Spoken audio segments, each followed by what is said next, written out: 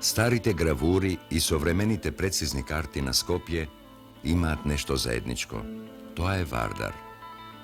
Градот бил разурнуван и одново граден, спалуван и обновуван. Се поместувал од едниот на другиот брег на реката, се спуштал по незиното корито надолу, а Вардар течел и ги рефлектирал во своите води различните слики на градот со толкупати прекинуван континуитет.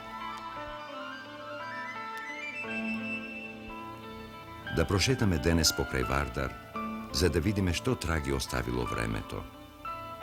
По земјотресот, со новиот урбанистички план, беше предвидено до 1981 година Скопје да нарасне на 350.000 жители. Денес ги има 510.000. Меѓу нив 110.000 ученици и студенти. За нив старото Скопје е далечно минато.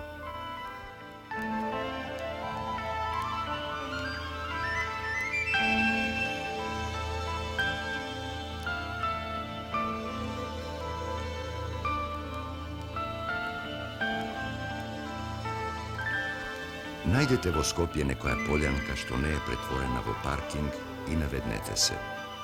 Препознатливата блискост на широчините од детството има своји цвекиња, своји треви и миризби. Сте сретнале во животот и пораскошни. Ги забележувате ли се уште оние самоникнати, упорни билки среде бетон и асфалт? Трагите на некогашното Скопје се како тие навидом неугледни, но драги цвекиња стегнати во обрач од асфалт, или како дрвото што влече сокови од сувите, со векови стари ѕидишта, стари и нови сокови, измешане овде во прекрасна глетка. Дали е воопшто можна таква комбинација?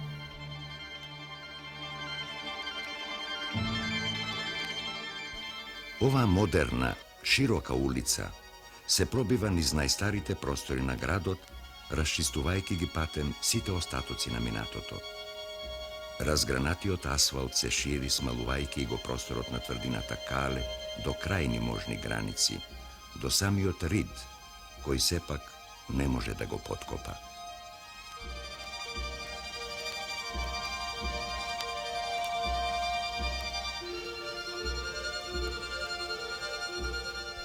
Обколени со ваков обрач, како заробени се и куќите, остатоци од некои изминати времиња и пренаселеното еврејско мало, за кое со носталгија ни зборува Стојан Крстев, тука роден, а тука денес и живее. Правото еврејско мало е, уствари, ова тука, малку околу црква Свети Димитрија. Правото еврејско мало, ова е малку поновдел му дојде, но и овде имаше еврејски куќи и така цело ова све до Ибни Пајко до Камен Ос еврејско мало се викаше. Од ова мало останавме само 3 куќите овде и као спомен на денот на кој германците ги селива евреите, и оваа улица и ден денеска се вика 11 март. Оставените куќи можеби ја имаат истата украсна функција како цветните триаголници во оголеноста на асфалтот. Но каква улога има денес во нашите животи тврдината, толку уочлива на разгледниците, а инаку одвај забележлива, иако доминира над градот онака баш убаво реновирана, но потоа напуштена и заборавена. На Кале одевте Како не, на Кале ми беше исто главна атракција. Горе се бркавме, се тепавме се. Кога последен пат сте се качиле? Па, да ви кажам, право многу одам били. Од земјата си повеќе. Не сум се качил.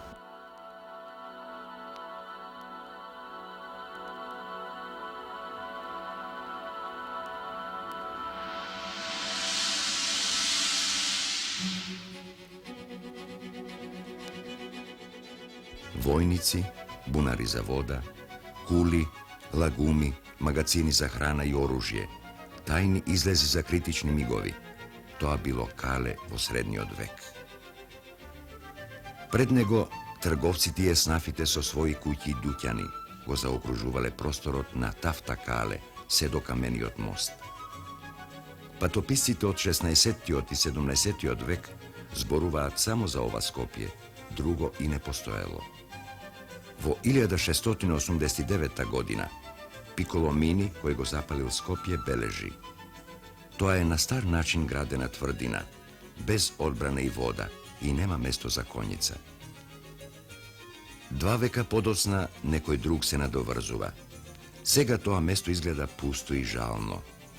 Но во исто време французинот Ами Буе, кавалерски расположен, ги забележува долу пред водената кула покрај Вардар дамите во мантили, кои не се плашат да се покажат близу до мостот во празничните денови.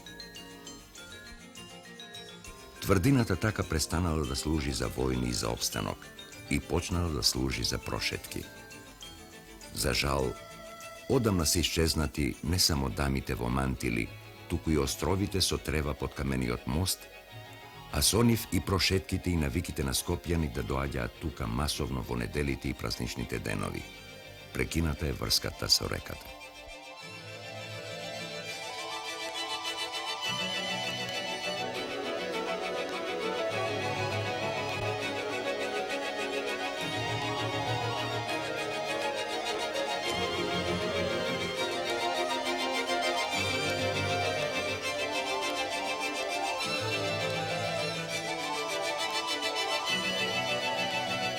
Сеќавате за стариот театар?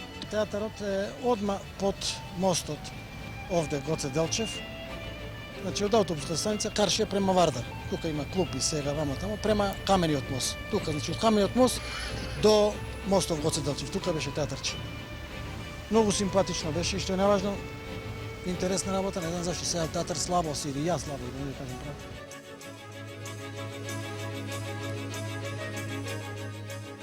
Ке треба време за да заживеат широките простори пред новиот театар и со сета своја убавина да заземат место во нечии сеќавања и да станат деминутив со љубов изговорен.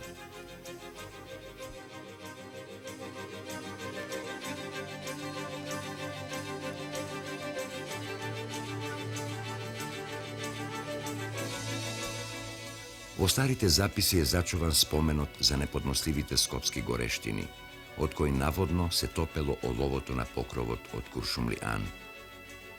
Барајки малку свежина во жешкиот котел на својата котлина, скопјани се свртуваа кон реката.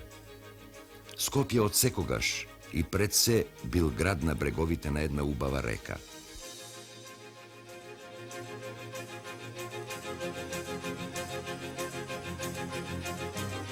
Евлија Челеби во 1650 година ги фали прочуените скопски специјалитети – рибја капама и други јадења од риба. На пазарите во Трст и Виена, некаде до 1930 година, се продаваа за злато пијавиците што вредните скопјанки, облечени во груба облека и чорапи, ги собираа по вировите на реката.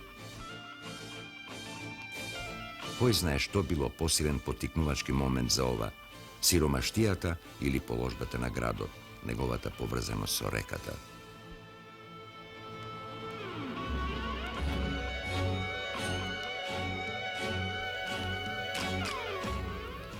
По војната во 50-тите години, тешко, но и убаво време кога немаше потреба да се соблакаме за да бидеме сите исти, овде се бањаше цело Скопје. Бевме можеби смешни во демодирани костуми и гакички за бањање, со задолжителна штрафта во друга боја во средината и црна внатрешна гума од некој камион околу половината, но со идеалистичка доверба во известноста на утопијата на изобилството. Колку е денес далечен тој свет на младост и оптимизмот, кој времето го мереше со 5-годишни планови, со остварени рекорди и со натврлени норми на прочуениот рудар Алија Сиротановиќ.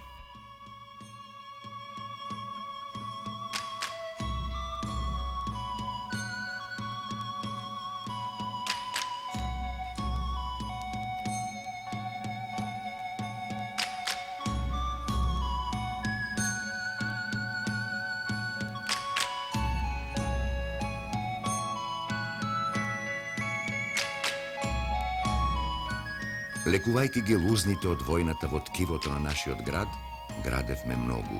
Никна болницата, стадионот, населбите Пролет, Мичурин, Аеродром, Дебармало, Црниче. Во една репортажа од она време остана забележано. Prostorot околу споменикот пред градскиот парк, до скоро напуштени грд, натрупан со искривени трошни куќи, сега е модерно шеталиште со прекрасна гледка на тврдината и на прочуениот Скопски парк. И тој парк со регулацијата на Вардар се предвидува да добие нов, поубав изглед.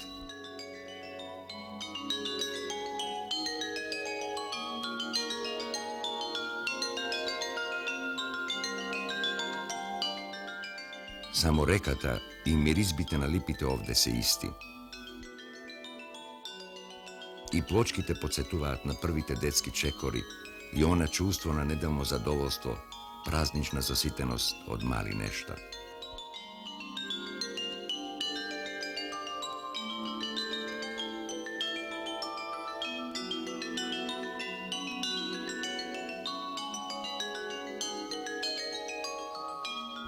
До ова лето беше тука и киоскот.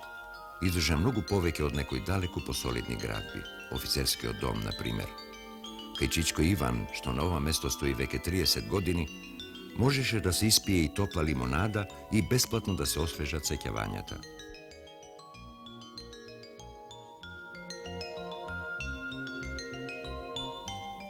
Под кое од овие сенести треперливи дрвја сте ги оставиле првите нежни шепотења на кратката релација од женската гимназија до паркот и понатаму?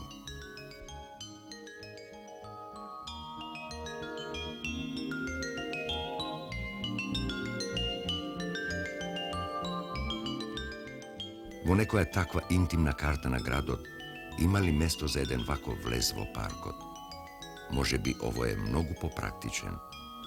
Може би за некои идни генерации миризбата на асфалтот и бензинските испарувања ќе добијат носталгичен призвук на сеќавањата за детството.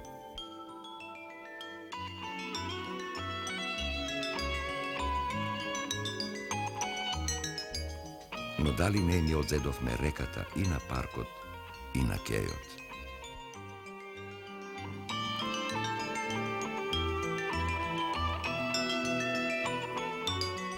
Новиот кеј, осамено и напуштено место, го населуваат сепак некои нови шетачи. За нив минатото е само грст пепел.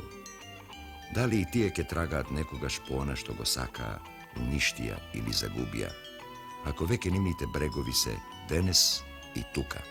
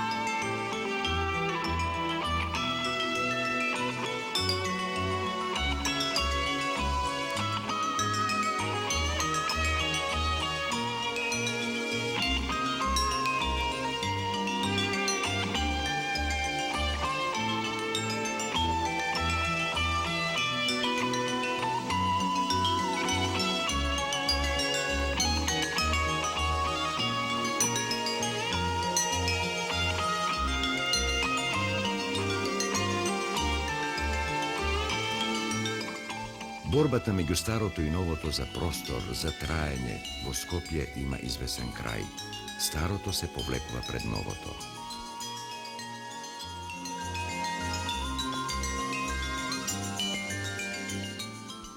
Само цврсто засводените, неменливи лакови на камениот мост се постојан придружник на градот. Не можеле да им наштетат ни пожарите, ни поплавите, ни земјотресите, ни времето, а ни заборавноста на луѓето. И денес ова е најжива точка на реката и во градот.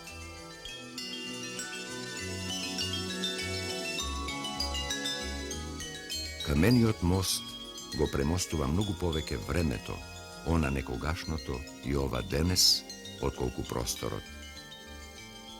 Каршијак и преку мост ги викале некогаш деловите на Скопје на десниот брег на Вардар, а животот течел таму, од другата страна, во старата чаршија.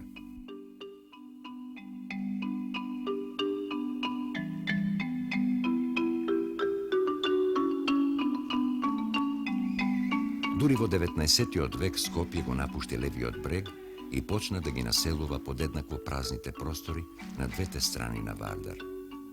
Градот на десниот брег потоа се шири, ги допира падините на Водно, ги презема сите витални функции во градот, па скопјаните од десниот брег старата чаршија ја означуваат со самодоверба како преку мост.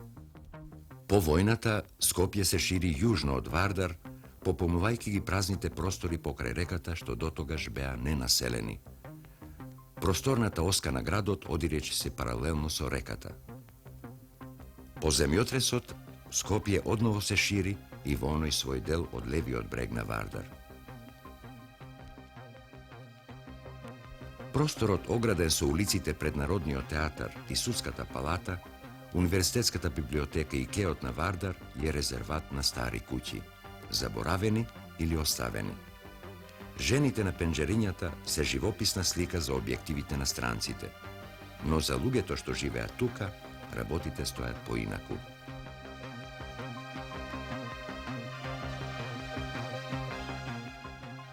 Што ја објаснувавте пред малку пред портата на жената? Кажеше една пријателка, а бидејќи она живееше тука пред земјотресот, а после земјотресот се одсели и сега не може да се снајде, бидејќи има рушевини, нема куќи. Тие старите комшии што бевме, све е срушено. Сега сме останати 4-5 куќи стари, а ова другите што се тука се дошлаци, тие се дојдени после земјотресот или пред земјотресот, точно не се сеќам. Еве, ова комшика ми е останата од старите комшии, онда имам Каршија уште една комшика што си живеам со незе, иначе немаме ние други комшии од нашото мало, Пајко мало. Некогаш кажано свилено мало. Како ви изгледаше вас? Тоа свилено мало, млада невеста која дојдовте пред 30 години. Јас искрено да ви кажам, јас сум девојка од Дебер мало. Таму животот беше друг, него овде кога дојдов као невеста. Таму ние си бевме слободни, као девојки пред вратите си везевме, си плетевме и така слободно беше. Кога дојдов овде, некако аристократско мало, свилено мало, со големи порти, затворено, со ролетни, со кепенци, поарно речено, македонски. И некако ми дојде чудно, јас таму на слобода живеев, што се рекло, со дворови отворени, со бавчи, овде ми дојде малку некако не... Чудно така. Сега еве веќе синот како жените. Да. Тоа е значи еден век човечки од тогаш кога сте дошли. Ја 37 години сум овде. И што промени забележувате? Кога требаше да би дојдат световите на гости, ги поканив на гости, и кога беше еден ден дожлив, ужас. Се поклопи небо и земја. И кога дојдова, јас ја отвори вратата и викам на сватот му викам, еве реков, гледајте кај си ја давате керката, не после да биде да не знаете. Он се насмеа, нели тоа не му направи впечатление некој лошо така, бидејќи надвор можда стварно не е. Куќите се едно, живеачката е друго. Кој живееше тоа на Пајко мало живеева, трговците више, веќином трговци беа овдека. Чорбаджи више. Тие, појше бе чорбаджите овдека. Трговци. Денеска нема, што има денеска, 5-6 куќи се тоа Пајко мало. Само за спомен остана овие чавкарници бе. Значи, среди асфалт, бетон, неколку стари куќи. Нема, све чавкарници се, тива куќа здрава. Една онаа доле што е на 2 спрата, таа е здрава, че другиве се све чавкарници. Нема здрава куќа. И што би тоа? Нема ни канализација имат. Затворена и канализацијата. И што однам што ги чуваат? На строг центар е овдека. Зошто ги чуваат овие куќи не су?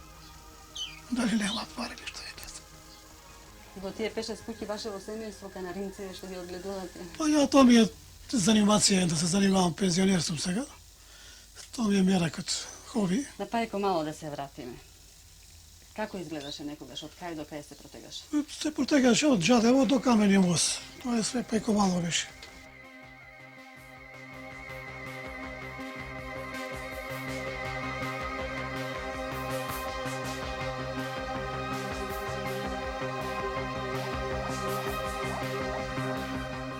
Скопје, меѓу двете војни, добива сосема нова физиономија. Модерни акценти на градот му даваат ново просечената улица од камениот мост до железничката станица и Маџир Маало, во кое живеа доселениците од Босна по австријската анексија. За нас денес ова мало е, замислете, синоним на патриархален живот, присност, живеење на улица. Чешко Коцо, куќава твоја кога е направена? Па, како да ви кажам, ние ја затековме готова направена. Од 13-та година сме ние тука во таа куќа. Порано населени се турци од Србија, која била ослободена Србија, преселени се ова мало е за нив припремено било. И така ми е 13-та година сме дојдени во таа куќа. Денешно во Маџар Мало. И тоа Тоа Маџир Мало, тога е така постоело како Маџир Мало. Тие маџири и селеници од Србија кои биле, они се тука населени во овој крај.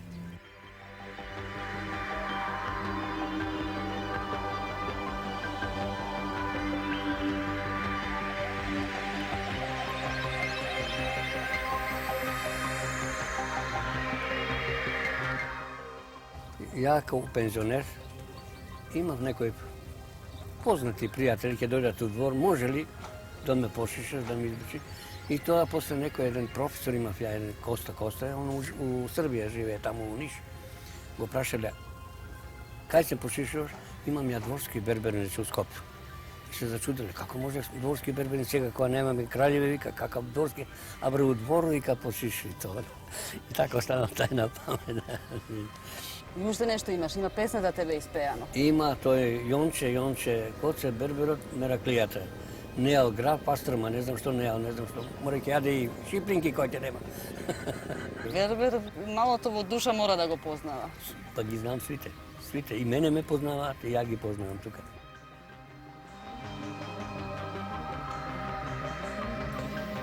А животот малски дали е сменет? Малскиот живот, тоа е како да ви кажам, тога ми е како комши, сме живееле многу убаво. Немало меѓу нас да се рече едно, друго се познавало целото мало што живееле тука. Луѓите со меѓу себе се знаеле, не? И нема да се рече нешто лошо меѓу нив.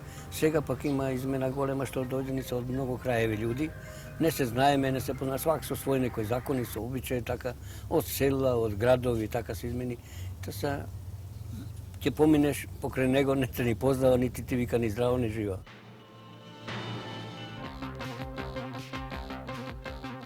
И така се распаѓа сликата на патриархалниот свет на Маџир Маало.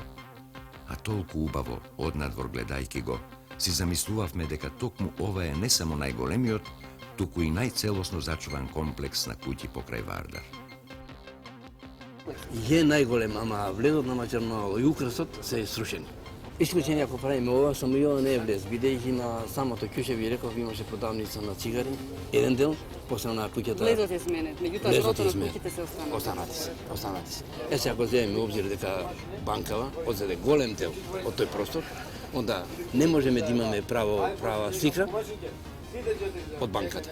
А иначе на местото на банката беа улици начичкани со куќиња за живење и со продавници, разни продавници и за нечисти дуќани. Луѓе и живот. Да. Кафани имало порано во Маџир Маало? Имаше кафани, таа Кеј, имаше одека на кјушето друго од оваа страна, Радуловиќ, исто така кафана. Понатака, како што разбравте, таа Три Били и други кафанчиња, мислам со кафе, со алкохол. Ова Кеј кај се наоѓаше? Кеј ова е кафана Кеј. И пред ратот, и за време на војната си беше кафана Кеј. Последни години беше запуштена, формирана нешто друго, таму ветерска задруга беше, молерска задруга, овдека фризерица и така. И сега скоро пак е отворена оваа кафана Кеј.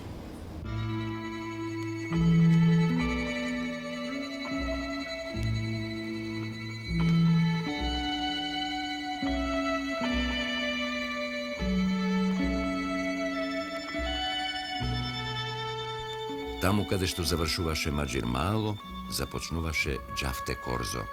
Забава без какви и да е материјални издатоци или нешто што би личело на денешните забави. Џафте Корзо тука од мостов, натака беше главно шеталиште и еден дел на оваа страна. Корзо, типично Корзо за Mađar malo, za novo malo, kaj što puno devojčinja dođe i su na lunčinja, ne znajući neki da se kaže na roditeljите kada se, pa iskoče tuka, da se vidi su lunčinja i da pročitati. A името од кај му е на корзото, џавте корзо? Đavte korzo, tačno ne možda vi kažem što je to đavte. Ама самиот тој збор, ја го знаев, изгледа дека како да натаву наваму или така нешто изгледа. Зашто корзото беше многу кратко тука и ќе отидам таму, па ќе се вратам. Да нема врска со звукот од налани, што ми ги спомнавте пред малку нешто. Не, никако чудо. Не, никако чудо, зашто тоа đавте корзо постоја уште одам.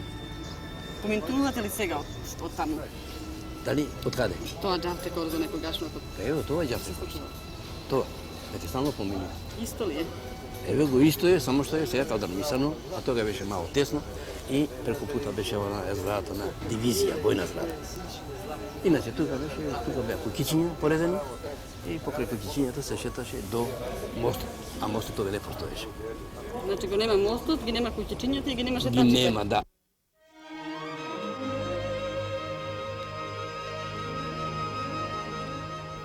Колко е денес ново мало и што од него е зачувано? Нашата операција носталгија, потечението на Вардар низ Скопје, не беше само навраќање кон светот што веќе го нема, светот што уште за една, две или три генерации ќе биде дефинитивно загубен.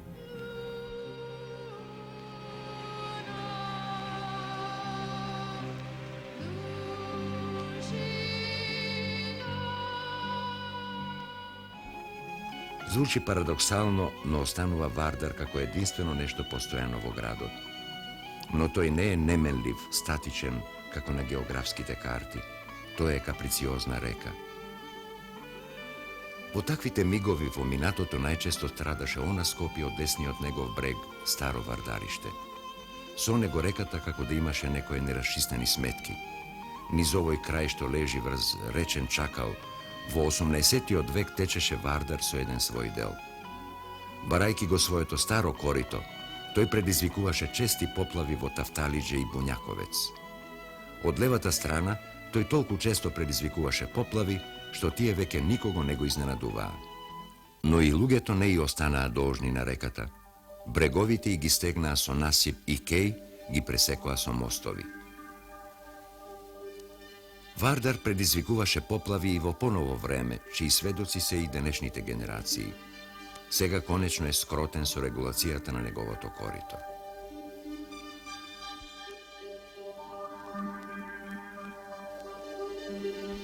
Така се пресметуваа градот и реката.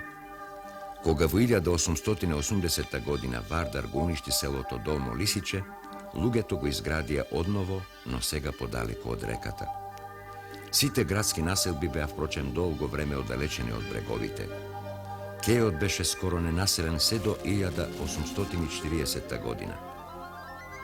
На десниот брег се наоѓаше во тоа време една пустелија наречена Виранлък, но подосна луѓето и се доближија на реката. Дали денес повторно се оддалечуваме, оставајќи по незините брегови повеќе такви пустелии? Дали на градот му ја одзедовме реката?